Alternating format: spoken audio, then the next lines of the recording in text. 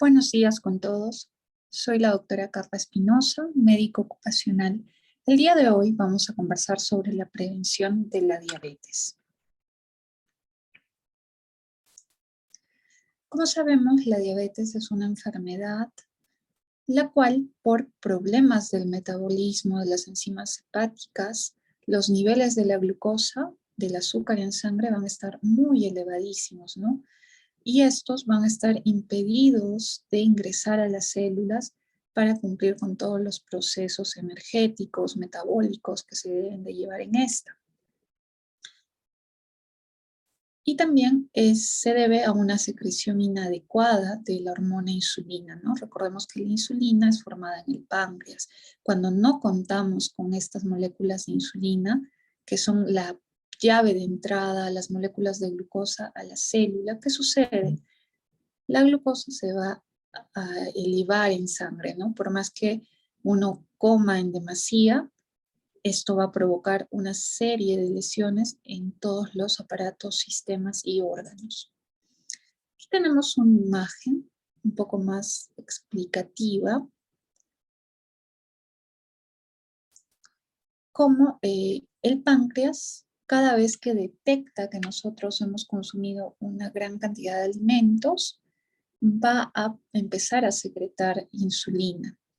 Y estas moléculas de insulina van a hacer que las moléculas de glucosa ingresen a las diferentes células. El páncreas se encarga de formar dos enzimas.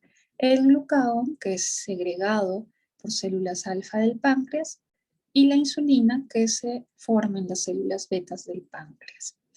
Entonces, vamos a ver que mediante estas hormonas, las moléculas de glucosa se van a acumular o van a formar sus depósitos de glucógeno en el hígado y, por otro lado, la insulina va a ayudar a que estas moléculas de glucosa nos sirvan como fuente de energía de todas las células, ¿no? Entonces, esto va a favorecer que los niveles de glucosa después de comer bajen y estén en valores normales. Aquí vemos los valores. En una persona sana que acude a un laboratorio y se hace un examen de glucosa en condiciones de ayuno, el valor va a ser menor a 100, que es lo adecuado y lo que consideramos normal.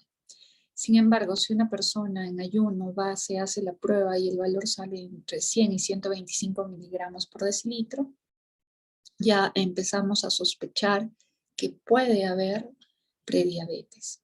Y si el valor lo encontramos en mayor a 126, se puede hacer un diagnóstico de diabetes, pero vamos a pedir quizás otros análisis que nos van a ayudar.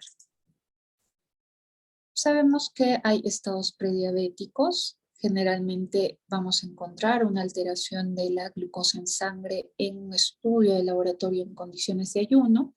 Estos valores, como hemos visto, pueden ir de 100 a 125. También se le llama intolerancia a la glucosa cuando después de un bolo de glucosa que se le da a la paciente o al paciente en laboratorio, 2 horas después del primer examen se vuelve a tomar el valor en sangre y vemos que la glucosa está en valores de 140 a 199, ¿no? Con un pico muy alto, y para esto damos un bolo de una sustancia muy azucarada, ¿no? 75 gramos de glucosa por vía oral. Otro tipo de examen que nos va a ayudar al diagnóstico es la hemoglobina glicosilada. Con este examen vamos a determinar cómo han estado los niveles de glucosa en los últimos 3 meses. ¿Qué sucede? Que muchos de nuestros pacientes se descuidan durante su tratamiento, comen cosas muy dulces, su dieta es muy alta en carbohidratos, sobre todo en harinas, pastelería, ¿no? ¿Y qué sucede? Una semana antes de que les pidamos la glucosa en sangre, se cuidan, toman bastante agua, disminuyen el consumo de estos carbohidratos y el valor nos puede salir en valor normal, ¿no? Lo cual nos va a engañar. Por eso la glicemia es un estudio como una foto de un momento. Sin embargo, la hemoglobina glicosilada podemos ver cómo ha estado la glucosa en los últimos 3 meses. Este ya es un examen que nosotros pedimos a los pacientes para hacerles seguimiento, para ver cómo están cumpliendo con las medidas higiénico-dietéticas o si están cumpliendo adecuadamente con la medicación, ¿no? Los valores normales van de 5.7 a 6.4.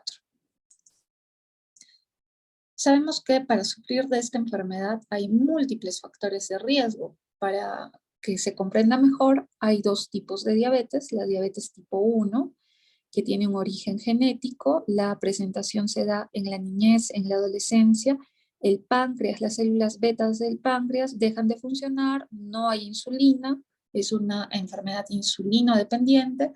Desde esa edad, para que haya un buen metabolismo de la glucosa, el tratamiento es con inyecciones diarias de insulina. Y la diabetes tipo 2, que se va a desencadenar quizás con factores de riesgo como la edad, factores genéticos, quizás el sobrepeso, la obesidad. Entonces, el páncreas no se da abasto, no hay la suficiente insulina para que nosotros normalicemos los valores de glucosa en sangre. Pero también hay factores modificables, ¿no? Uno de ellos que había mencionado es el sobrepeso, la obesidad, y esto lo podemos modificar teniendo un estilo de vida saludable, llegando a estar en un peso cercano a nuestro peso ideal, evitando la vida sedentaria, evitando la obesidad y también disminuyendo el consumo de tabaco, porque las sustancias químicas del tabaco también pueden provocar daño a nivel del páncreas y pueden favorecer la aparición de sobrepeso y obesidad. Cuando esta enfermedad comienza a presentarse, nos va a dar síntomas inusuales. Recordemos que nuestros valores de glucosa, esta glucosa nos da energía, están muy altos en sangre. Sin embargo, no hay la llavecita que es la insulina para que esta glucosa ingrese a las células y nos dé energía. Entonces, ¿qué va a pasar?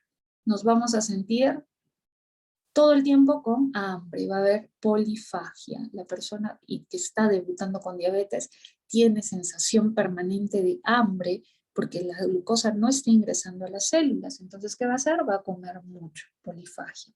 También, ¿qué va a suceder? Como la sangre está cargada de glucosa, en nuestros centros detectores de la sed, se va a despertar la alerta, ¿no? Entonces, todo el tiempo tiene la persona sed, se va a dar la polidipsia.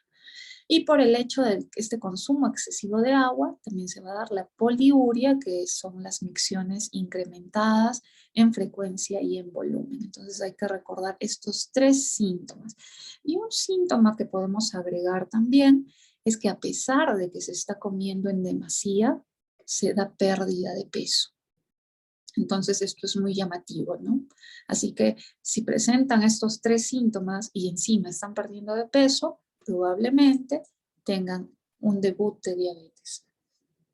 Aquí está la clasificación de las diabetes, ya las había mencionado.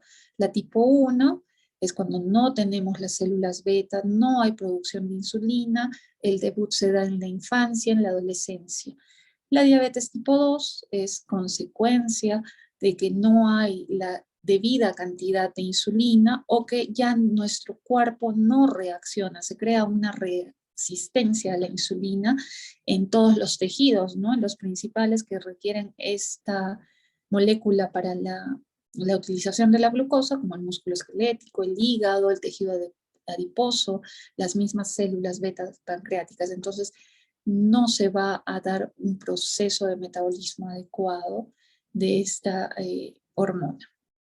Aquí tenemos en la diabetes tipo 1, que recordemos es más de los niños, de los adolescentes, es un trastorno endocrino. ¿Por qué? Porque no va a haber producción de insulina. La insulina va a estar a cero. Entonces, vamos a necesitar, para que el adolescente culmine su maduración física, emocional, colocar la insulina mediante ampolletas, controlar los valores de glucosa, evitar que los valores de glucosa estén en pico o quizás en valores muy bajos, porque eso puede provocar secuelas, incluso secuelas cerebrales, y también controlar, ¿no? La dieta tiene que ser muy saludable porque recordemos que ellos son insulino dependientes. También hay que tener en cuenta la morbilidad y la mortalidad de esta enfermedad, ¿no? Si uno no lleva una dieta adecuada, si no cumple con la medicación, puede entrar en un coma diabético y esto puede, como lo dije antes, provocar consecuencias incluso cerebrales. Y también las manifestaciones clínicas agudas, ¿no? Antes de llegar al coma diabético va a haber visión borrosa, náuseas, vómitos. Entonces, la persona diabética, sobre todo cuando tiene una diabetes tipo 1 desde la infancia, desde la adolescencia, tiene que ser muy cuidadosa con el estilo de vida y con el cumplimiento de la medicación, del tratamiento.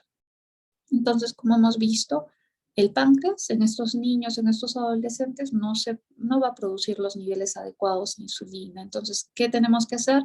Colocarle con las jeringas de tuberculina esta medicación. Entonces vemos que esta enfermedad, como todas las enfermedades, tiene una historia natural que puede tomar meses, semanas o incluso años. ¿Qué sucede en el páncreas? Por un problema de autoinmunidad, las células beta del páncreas se van a autodestruir, entonces ya no hay quien produzca la insulina. Entonces se va a dar el inicio de la diabetes clínica, puede incluso remitir transitoriamente, pueden desaparecer los síntomas, pero con el paso de los meses, semanas, van a regresar los síntomas y ya se va a tener en el niño, en el adolescente, una diabetes establecida. El inicio, como se los dije, comienza entre los 7 y 15 años por una autodestrucción de las células beta del páncreas. Esto se da por factores genéticos, hay factores hereditarios que también pueden estar condicionados por factores ambientales, ¿no? O desencadenados. Si es un niño que en su historia familiar tiene historia genética de diabetes tipo 1 y sin embargo desde que nace consume comida chatarra, hay obesidad desde una temprana infancia, entonces esto puede disparar y hacer que la enfermedad se presente incluso mucho antes de lo que quizás debía presentarse. También recordemos que como es una enfermedad genética, se puede en un estudio genético en una temprana edad diagnosticar la presencia, ¿no? En los genes y de una forma u otra podríamos prevenir o incluso espaciar la presentación de esta enfermedad. Sabemos que la diabetes mellitus tipo 1 está asociada con otras enfermedades autoinmunes, como la tiroiditis, la enfermedad celíaca, la esclerosis múltiple, inclusive la enfermedad de Addison. Todas estas enfermedades hay autodestrucción de las células porque nuestro sistema inmune no las reconoce, ¿no? Las ve como células extrañas, enemigas, y esto va a producir diversas enfermedades.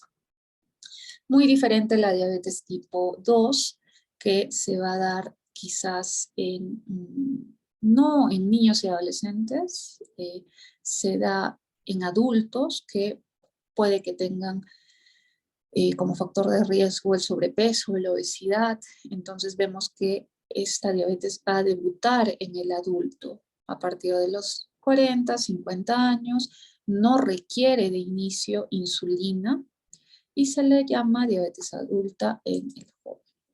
También tiene una presentación más lenta, los síntomas al inicio no son muy claros, muchas veces no sabemos qué está pasando en nuestro organismo, por qué tenemos tanta sed, tanta hambre, porque estamos, a pesar de que estamos comiendo más de lo normal, estamos bajando de peso, nos sentimos muy agotados, con mucha somnolencia, no tenemos energía.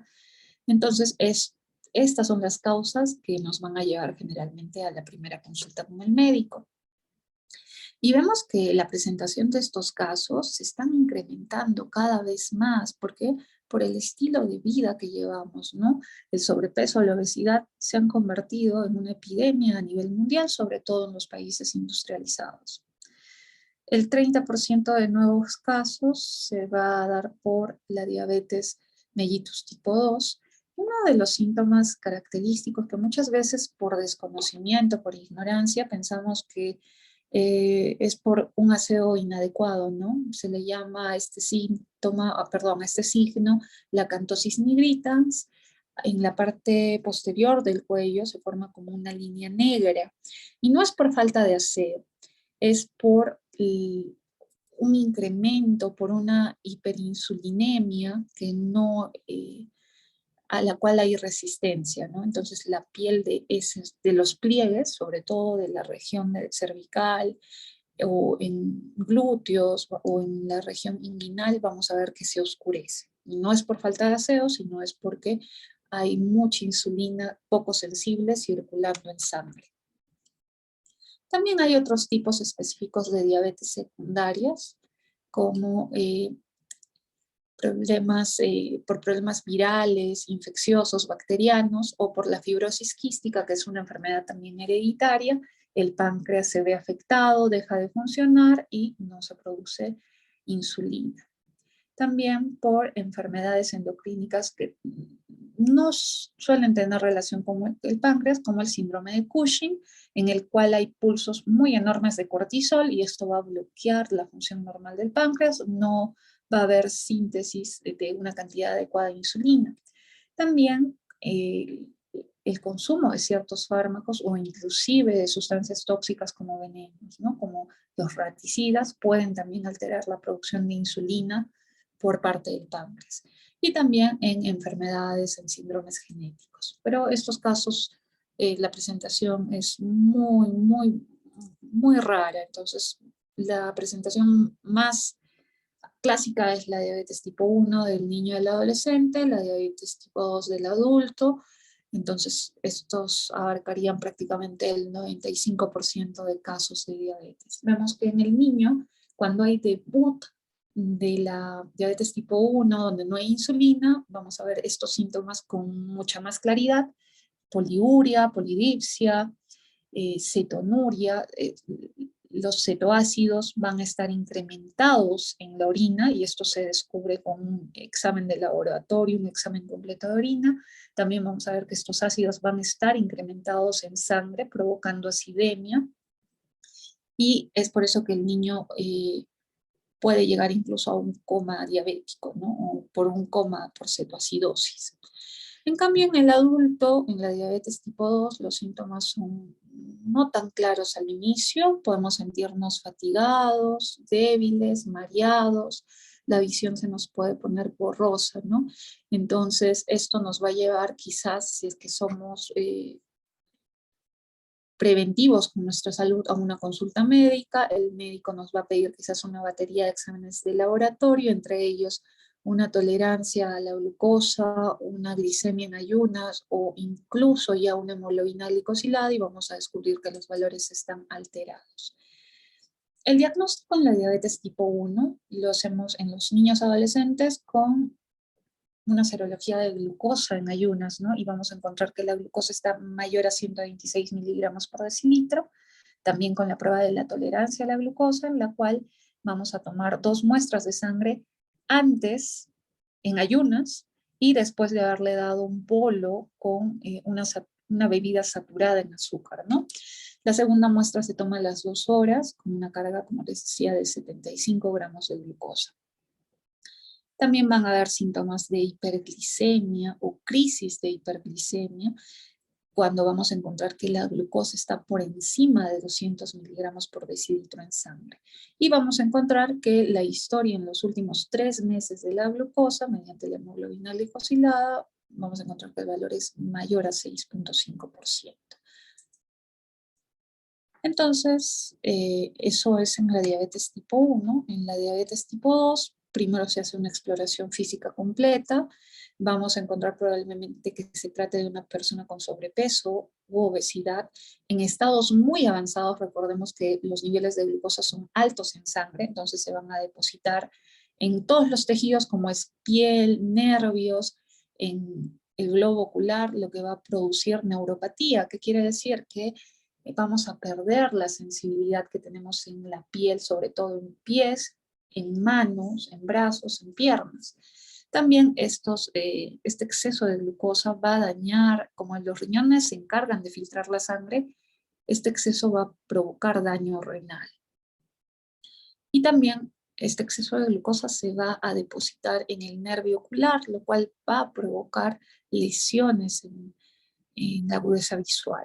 Y también se puede provocar cardiopatía isquémica. Por eso, un diabético tipo 2 con muchos años de enfermedad que no ha sido adecuadamente tratada, que no ha tenido un buen control de estilo de vida, probablemente va a terminar en diálisis, ciego e incluso con amputación. Así que es muy importante la prevención. Nosotros en nuestra genética podemos estar destinados a sufrir una diabetes tipo 1 o quizás por nuestro estilo de vida, por el sobrepeso, la obesidad, podríamos sufrir una diabetes tipo 2. Entonces lo que tenemos que hacer es prevenir para evitar que esta enfermedad aparezca, ¿no? ¿Cómo? Con un estilo de vida adecuado, una dieta que sea rica en fibras, vegetales, fruta, que nos van a ayudar a evitar los valores altos de glucosa. También hay que evitar el exceso de carbohidratos, el exceso de comida chatarra. Muy importante realizar actividad física. Con una dieta adecuada y con actividad física vamos a tener un peso ideal. Debemos de evitar tomar bebidas alcohólicas, fumar cigarrillo, porque estas sustancias tóxicas pueden lesionar el páncreas. Debemos de ir anualmente a un chequeo médico para ver cómo nos encontramos. Y si ya sufrimos de diabetes mellitus, es preciso que anualmente acudamos a controles con el oftalmólogo. Tenemos que mensualmente o inclusive cada semana nosotros mismos revisarnos si tenemos alguna herida en los pies, porque recuerden que ya no hay sensibilidad. Entonces, ¿qué sucede? Se dan estas úlceras, no hay dolor y estas úlceras se infectan y la herida, la infección puede ser tan grave y llegar a hueso que lamentablemente se va a tener que amputar el miembro. También es muy importante hacer controles de albúmina. Albúmina es una proteína que circula en sangre. Esto nos va a ayudar a ver también la función renal. Recordemos que esta enfermedad es una enfermedad que no solo va a afectar o nos va a provocar que la glucosa esté elevada en sangre. Recordemos que en realidad estos valores inadecuados de glucosa van a provocar una serie de daños en todos los órganos. Ya hemos hablado de riñón, de globo ocular. También puede haber problemas en dientes, ¿no? Como las caries o incluso el daño a nivel del nervio o de la pulpa del diente, ¿no? Si los valores están por encima de 200 miligramos por decilitro, puede provocar también encefalopatía diabética, que es daño directamente al cerebro, ¿no? El cerebro puede llegar hasta un coma diabético. Y también recordemos que va a haber daño a nivel de la musculatura del corazón y lamentablemente finalmente la persona puede fallecer por un infarto. Entonces recordemos que la diabetes no es una enfermedad simple en la que los valores de azúcar en sangre están elevados, va a afectar de una forma terrible a todo nuestro organismo y por lo cual tenemos que hacer un cambio de chip y empezar a tener un estilo de vida saludable. El primer tratamiento, cuando se nos haga el diagnóstico, es no farmacológico. Tenemos que controlar los valores de azúcar en sangre con la dieta, con actividad física, ajustando los horarios de nuestras comidas, evitando los atracones. No es necesario ir al gimnasio, basta con realizar caminatas en el parque más cercano a nuestra casa o incluso en nuestro domicilio, ¿no? Quizás si contamos con una máquina de ejercicios, podemos realizar actividad física. También hay que volverlo un asunto familiar. ¿Por qué? Porque si yo estoy solito, trato de hacer una dieta adecuada, pero veo que mis familiares comen muy rico, comidas muy calóricas, entonces yo no voy a poder cumplir con esta dieta. Y también tengo que desarrollar habilidades de autocontrol que favorezcan el establecimiento de por vida de este estilo de vida saludable. Una vez que ya la diabetes esté instaurada, quizás el médico ve que con las medidas higiénico-dietéticas la persona no puede controlar los valores de glucosa en sangre, comenzamos con el tratamiento, ¿no? Diabetes tipo 1, de inicio con insulina, porque ellos sí requieren insulina. En la diabetes tipo 2, primero se comienza con estilos de vida, si no funciona, Empezamos con las sulfonilurias, que son un medicamento. El tipo más conocido son las biguanidas, entre ellas tenemos la metformina, que la dosis recomendable es 850 miligramos al día. Y también tenemos las diazolidinedionas, que son medicamentos más modernos, pero aún así, si nosotros con la medicación no logramos controlar la enfermedad y los valores de glucosa siguen muy altos, va a llegar un punto donde, aparte del tratamiento médico con pastillas, vamos a necesitar también insulina. Bien, esto sería todo. Recordemos que esta es una enfermedad que se puede prevenir, que podemos evitar tenerla.